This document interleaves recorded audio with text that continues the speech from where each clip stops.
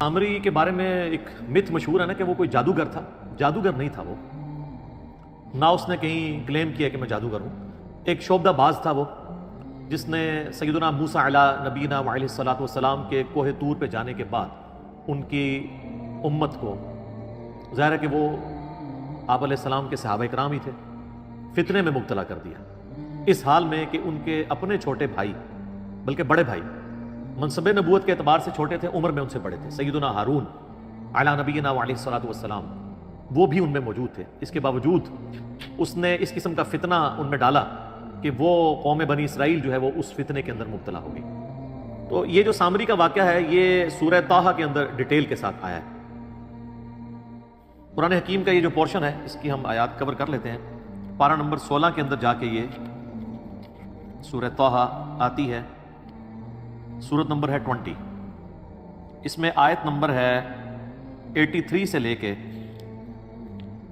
98 تک. اس میں یہ پورا واقعہ ہے. اس کو جلدی جلدی ہم کور کر لیتے ہیں تاکہ سمجھ آ جائے کہ یہ واقعہ ہوا کیا تھا. سورۃ البقرہ میں تو اس کا اجمالاً ذکر ہے، صرف اتنا کہ یہ جو لوگ مرتد ہوئے تھے، جنہوں نے بچڑے کو رب مان لیا تھا، ان کی سزا اللہ تعالیٰ نے یہ مقرر کی تھی کہ ان کو قتل کیا جائے گا. تورات میں اس کا ذکر ملتا ہے کہ یہ 3000 کے قریب لوگ تھے.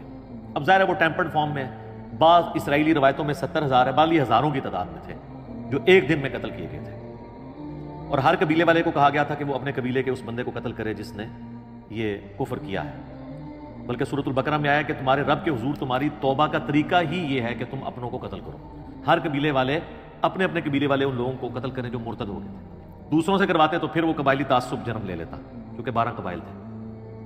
اور اس میں الفاظ ہیں کہ تم اپنوں کو قتل کرو. تو وہ اپنوں جو ہے وہ محاورہ بات ہو رہی ہے کہ اپنے قریبی لوگوں کو خود قتل کرو. بعض نے کہا کہ اپنوں سے مراد ہے کہ خود اپنے آپ کو قتل کرو. وہ کہتے ہیں جی انہوں نے زمین میں تلواریں گاڑ لیں اور اس کے اوپر اپنے آپ کو گرا لیا. تو یہ ایک دور کی بات ہے، اس طریقے سے اپنے آپ کو قتل کرنا ایک مشکل کام ہے.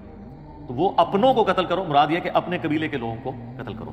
تو یہ قتل مرتد کی سزا تھی. اور اس میں الفاظ ہیں سورۃ البقرہ میں کہ یہ تمہارے رب کے حضور تمہاری توبہ کا ذریعہ. باقی ڈیٹیل واقعہ کہ یہ کیوں ہوا تھا سورۃ الاعراف میں بھی ذکر ہے، لیکن جس شان کے ساتھ سورہ طٰہٰ میں آیا نا اور کسی صورت میں نہیں. آیت نمبر 83 سے اعوذ باللہ من الشیطان الرجیم. وما اعجلک عن قومک یا موسیٰ، اے موسیٰ تجھے کس چیز نے اجلت میں ڈالا کہ تو اپنی قوم کو چھوڑ کر میرے پاس آ گیا. اس میں بھی آگے آئے گا، سورۃ الاعراف میں بھی آیا کہ اللہ تعالیٰ نے ان سے وعدہ کیا تھا 30 دن کا کوہ طور پہ ملاقات کا، یعنی ان کی آپ سمجھ لیں وہاں پہ پوری ٹریننگ ہونی تھی. اور یہ واقعہ ہے جب وہ بنی اسرائیل کو لے کر نکلے ہیں اور وہ سمندری جھیل عبور کی ہے. وہ کئی ایک جھیلیں تھیں جن کو اب جوڑ کے نہر سوئز بنا دی گئی ہے. اور اس کے بعد یعنی بنی اسرائیل جو ہے فرعون سے نجات پا چکے ہیں اور وہ شام کی طرف جا رہے ہیں. اور راستے میں کوہ طور پہ یہ معاملہ ہوا کہ اللہ تعالیٰ نے انہیں بلایا اپنے پاس 30 دن کے لیے، پھر بعد میں بڑھا کے اسے 40 دن کر دیا. اسی سے وہ تبلیغی جماعت والوں نے بھی چلا نکالا ہے نا کہ حضرت موسیٰ علیہ السلام کا بھی، پر وہ چلا اور تھے یہ چلا اور، ٹھیک ہے جی، اس لیے کہ وہاں پہ تو کتاب اللہ سکھائی جا رہی ہے، یہاں علماء کی کتابیں سکھائی جاتی ہیں.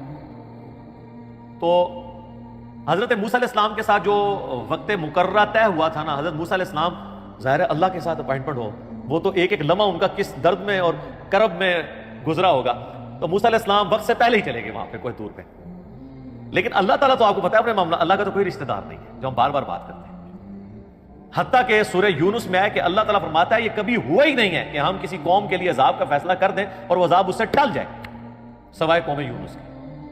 اور وہ اس لیے کہ یونس علیہ السلام نے اللہ تعالیٰ کی وحی کا انتظار کیے بغیر اپنا وہ علاقہ چھوڑ دیا تھا. تو یہ جو یونس علیہ السلام کی اجتہادی خطا تھی، اس ڈیبٹ کو اللہ تعالیٰ نے ان کی قوم کے لیے کریڈٹ بنا دیا کہ عذاب کے آثار نمایاں ہو گئے. لیکن چونکہ یونس علیہ السلام پہ وحی نہیں آئی تھی تو وہ آیا ہوا عذاب ٹل گیا. حالانکہ اللہ تعالیٰ فرماتا ہے نہ اس سے پہلے نہ اس کے بعد کبھی نہیں ہوا کہ عذاب ٹلے، چونکہ پیغمبر نے اجتہادی خطا کی، اس کا بینیفٹ ان کی امت کو مل گیا. لیکن موسیٰ علیہ السلام کے کیس میں پیغمبر نے اپنے حق میں بہتری چاہی کہ میں اپنے رب کے پاس پہلے چلا جاؤں. تو اس ڈیبٹ، اس کریڈٹ کا جو ڈیبٹ ہے وہ اس اعتبار سے امت کے اوپر پڑ گیا. ان کے اوپر خود بھی اس اعتبار سے کہ ان کے لیے تو ٹینشن تھی نا کہ ان کی قوم گمراہ ہوئی ہے. تو یہ وہ الفاظ ہیں وَمَا أَعْجَلَكَ عَنْ قَوْمِكَ يَا مُوسَىٰ، اے موسیٰ تجھے کس چیز نے اجرت میں ڈال دیا تیری قوم کے بارے میں. قَالَ هُمْ أُولَٰئِ عَلَىٰ أَثَرِي وَأَعْجِلْتُ إِلَيْكَ رَبِّي لِتَرْضَىٰ.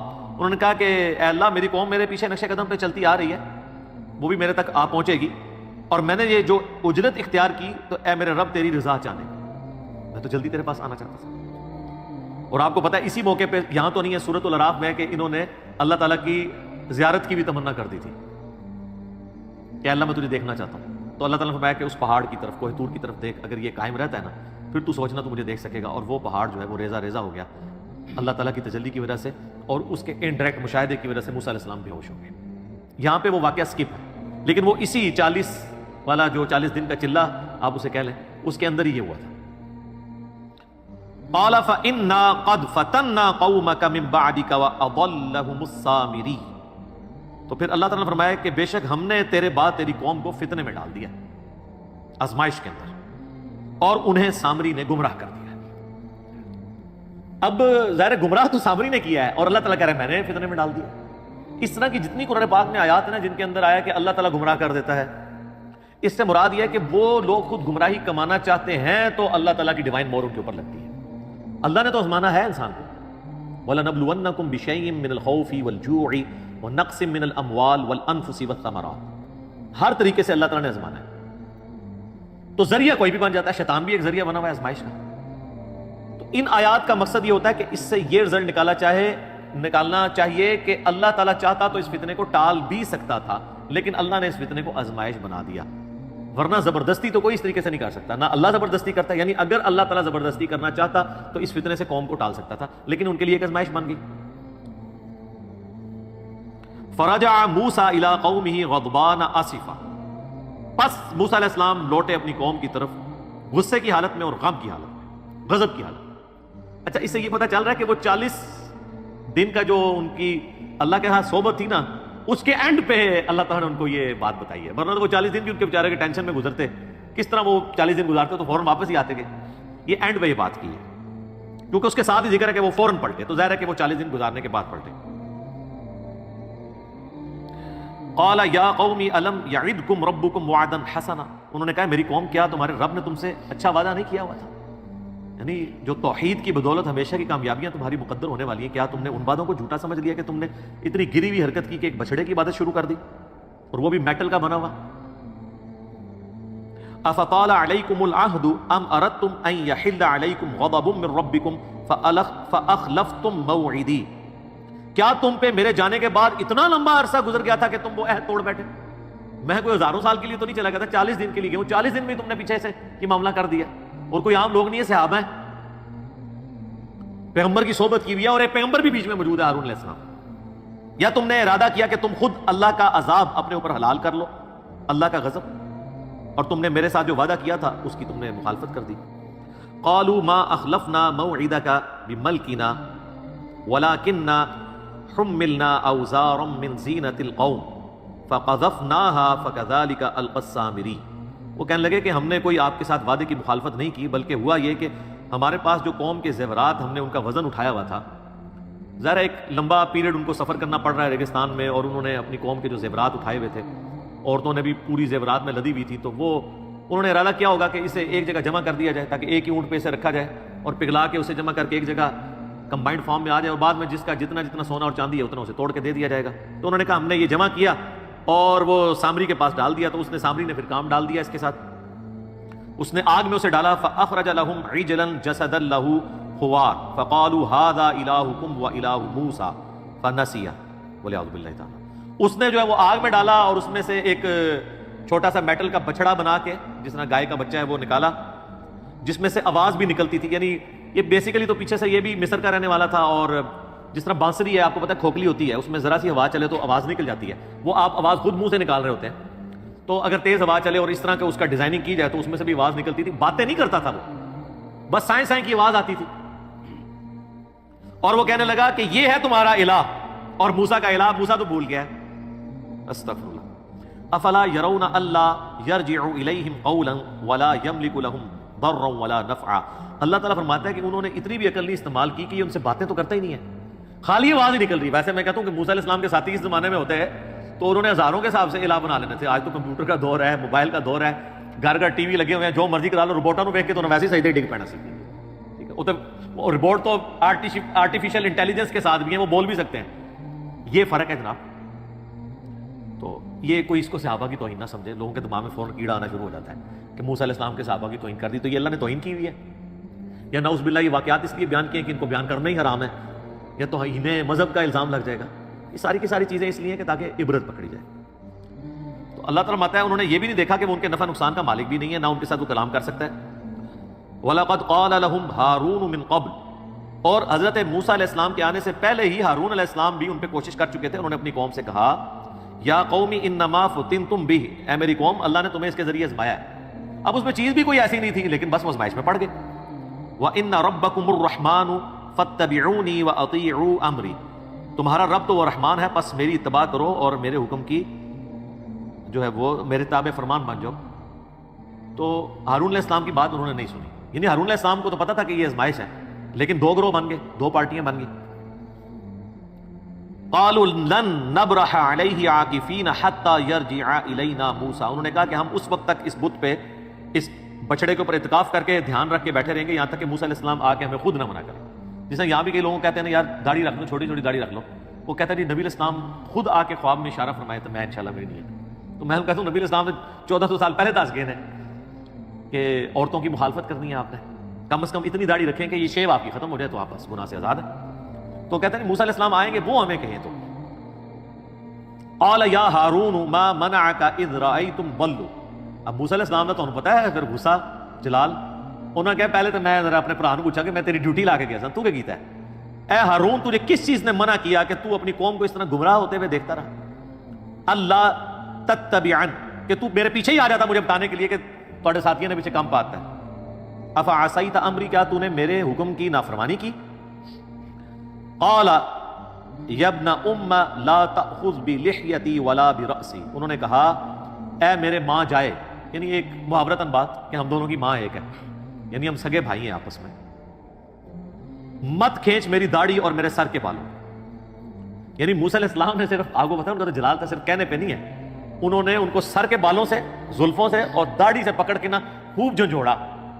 اچھا اس سے مٹھی داڑھی بھی ثابت ہو جاتی ہے کیونکہ چھوٹی داڑھی سے پکڑی نہیں جاتی. تو انبیاء اکرام کی تو مٹھی ہوتی تھی لیکن چھوٹی بھی کوئی رکھ لیتا تو داڑھی کے حکم میں وہ شامل ہے. افضل یہ ہے کہ مٹھی رکھے.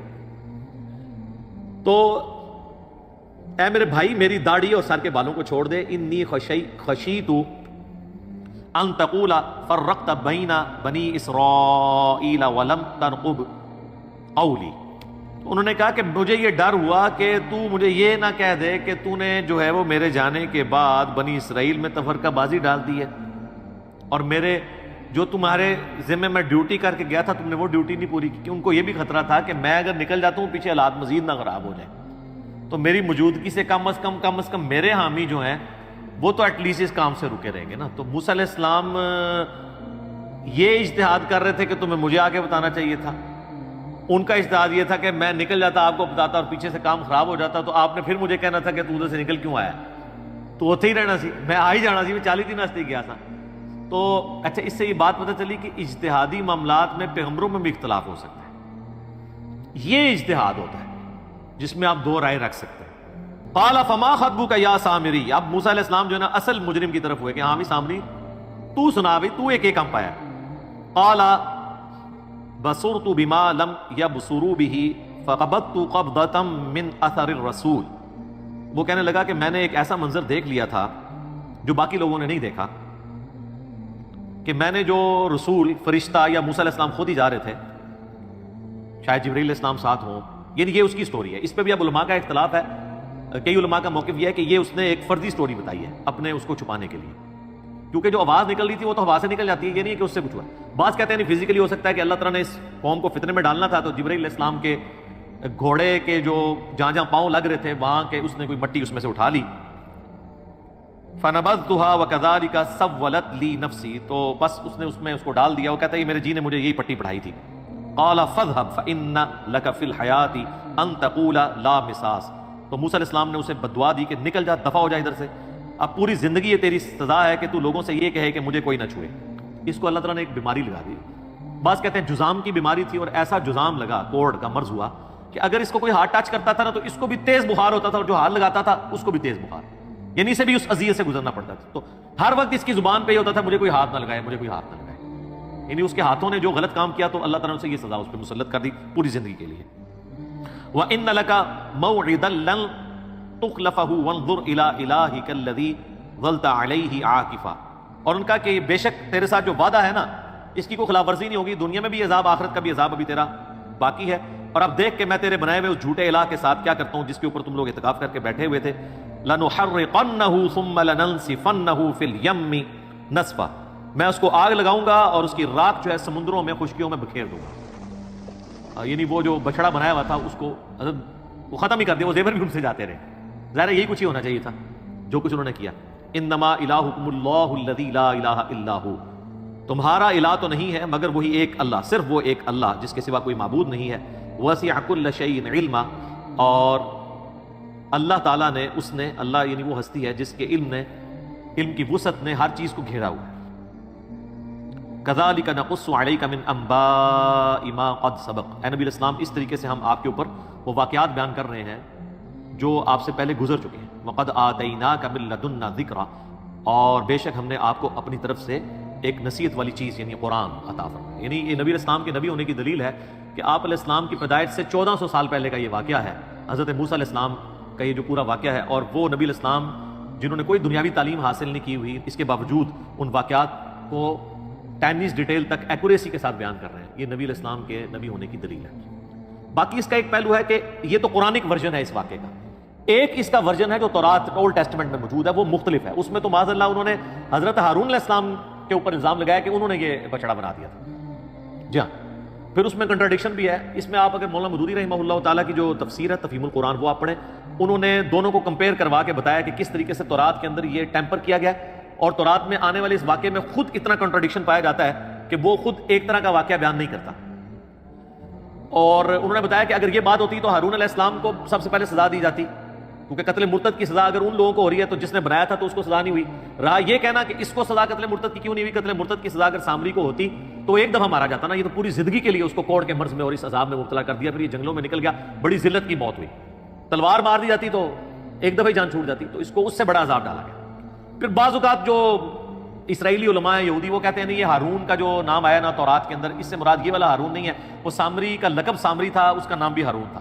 اس طرح کی ایک تعویلات وہ بھی کرتے ہیں۔ الٹیمیٹلی اس طریقے سے بنی اسرائیل کے جو واقعات ہیں جو قرآن میں آئے اور تورات میں بعض پورشن تو من اسی طریقے سے موجود ہیں، بعض میں کنٹراڈکشن ہے، اور یہ کنٹراڈکشن جو ہے یہ اس اختلاف کو اس امت میں اگر کسی نے ریزالو کیا نا وہ مولانا مودودی ہے۔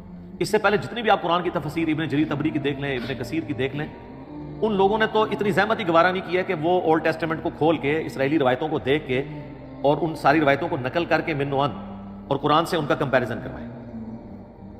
میں نے پہلے بھی کئی دفعہ بتایا، ہمیں امریکہ سے کال آئی ہماری اکیڈمی میں، وہ کہنے لگے کہ ہمارے بچے اب جوانی کی عمر کو پہنچ رہے ہیں اور قرآن میں جگہ جگہ تورات کے واقعات آتے ہیں، اور ایون یہاں تک کہا جاتا ہے کہ بنی اسرائیل سے پوچھ لو۔ وہ کہتے ہیں نہیں قرآن کے واقعات پھر آج کی تورات میں ہونے چاہیے، اگر ہیں تو وہ کدھر ہیں؟ تو ہم ان کو کیا بتائیں؟ تو میں ان کو یہی کہتا ہوں تفہیم القرآن پڑھیں، ابن کثیر میں تو آپ کو نہیں ملنا۔ یہ تفہیم القرآن کی جو ویلیو ایڈیشن ہے نا قرآن کی تفسیر میں، یہ پوری امت سے انہیں ممتاز کر دیتی ہے، حالانکہ یہ کام ابن کثیر کو بھی کرنا چاہیے تھا۔ اتنی موٹی تفسیر لکھ دی ابن جریر طبری نے، اس سے بھی بڑی لکھ دی اس سے پہلے، لیکن یہ ایک مسنگ چیزیں تھیں۔ جو قرآن کی تفسیر آپ لکھنے جا رہے ہیں تو پھر ان چیزوں کو ایڈریس کریں نا، تاکہ غیر مسلموں کے سامنے ہم اپنا مقدمہ پیش کر سکیں اور ان کے اعتراضات کا جواب۔ مودودی صاحب کیا کرتے ہیں کہ قرآن میں جو واقعات آئے بنی اسرائیل کے، چاہے یوسف علیہ السلام کے واقعات ہوں، موسیٰ علیہ السلام کے واقعات ہوں، ان سارے واقعات میں کہاں کہاں قرآن غلطی نہیں کھاتا اور تورات میں وہ کنٹراڈکشن کی وجہ سے غلطیاں وہ ہائی لائٹ کرتے ہیں۔ اور اس کی وجہ سے کم از کم جو یہود و نصارہ کے علماء کا اعتراض ہے کہ قرآن نبی علیہ السلام نے تورات اور انجیل سے چوری کر کے عربی میں لکھا ہے، یہ اسی واقعات کو اس نے عربی میں لکھ دیا، یہ اس کی خود لکھی ہوئی تصنیف ہے، یہ اللہ کی طرف سے نازل نہیں ہوئی ہے، اس کا منہ توڑ جواب اگر کسی نے دیا ہے نا تو مولانا مودودی ہے کہ اگر یہ چیزیں ہیں تو جو چیزیں خلاف عقل بھی تورات کے اندر آئی ہیں، اگر کوئی ڈیٹو کاپی وہ مارنے والا کوئی بندہ انسان ہوتا تو وہ غلطیاں بھی نقل کرتا نا اس طریقے سے، وہ تو بالکل مختلف بات کر دیتا ہے، بالکل ایک طرح کی بات چل رہی ہوتی ہے، اچانک قرآن کا ورژن کچھ اور آ جاتا ہے اور تورات کا اور آ جاتا ہے، پھر آگے چل کے پھر سیم ہو جاتا ہے، تو وہ غلطیاں کیوں نہیں کاپی کرتا؟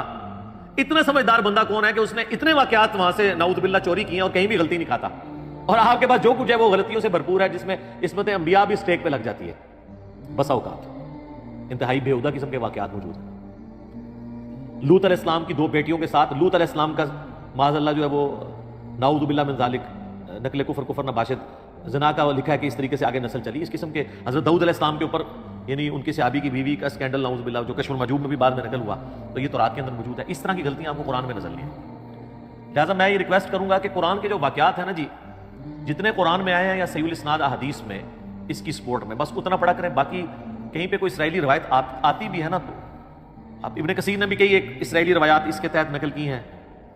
بلعام بن باورا کے بارے میں میرا کلپ ریکارڈ ہوا، اس میں بھی انہوں نے کچھ کی ہیں، اس میں بڑے بےہودہ واقعات بھی پھر آ جاتے ہیں، اور بےہودہ واقعات آتے ہیں جن کی کوئی اصل نہیں ہے، وہ کوئی تفسیر کر کے کوئی خدمت نہیں ہے. بہتر ہے کہ ان کو اسکپ کیا جائے.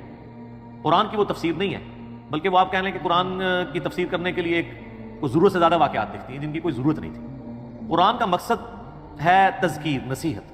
وہ ان واقعات سے آپ کو نصیحت مل جاتی ہے، اور وہ نصیحت یہ ملتی ہے کہ شرک اتنی بڑی بیماری ہے کہ وقت کا پیغمبر موجود ہو، زندہ ہو، اس کے باوجود شیطان کسی نہ کسی طریقے سے امت میں شرک داخل کرنے کی کوشش کرتا ہے. تو اس امت کو بھی محتاط رہنا چاہیے. ادھر کہانی کرائیے شرک ختم ہو گیا، شرک ختم ہو گیا، وہ تو میں نے پورا ان کا پوسٹ مارٹم کیا ہے. یوٹیوب پہ ایک میرا کلپ ہے وسیلے کے نام پر دھوکا، اس کے اینڈ پہ میں نے اس ٹاپک کو بھی ایڈریس کیا. اس سے پہلے بھی آپ یوٹیوب پہ ویسے لکھیں نا کیا شرک اس امت میں ختم ہو چکا ہے، تو کئی کلپ میرے کھل جائیں گے.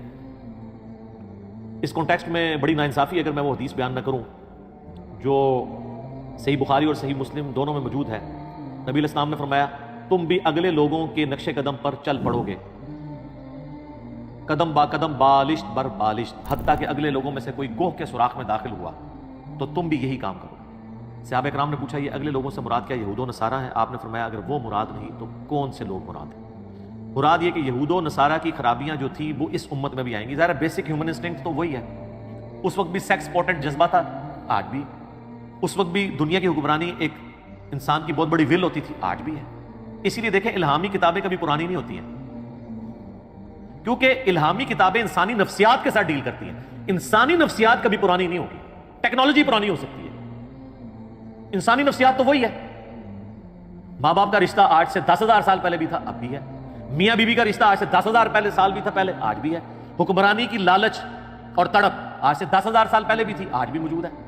سیکس، شہوات، یہ جو فتنہ ہے یہ آج سے 10,000 سال پہلے بھی انسان میں تھا، آج بھی ہے، آئندہ بھی رہے گا. الہامی کتابیں کبھی پرانی نہیں ہوتی، اس لیے ان کو چینج کرنے کی ضرورت نہیں پڑتی. یہ انسانی نفسیات کے ساتھ ڈیل کرتے ہیں. تو نبی علیہ السلام فرمایا میری امت بھی وہی کام کرے گی. اس میں بعض لوگوں نے دھوکہ دیا کہ جی اس سے مراد یہود و نصارہ کا فیشن ہے. تو میں نے بتایا کہ جامعہ ترمذی میں اس کا شان ارشاد اور وہ موقع موجود ہے جب آپ نے یہ فرمایا تھا.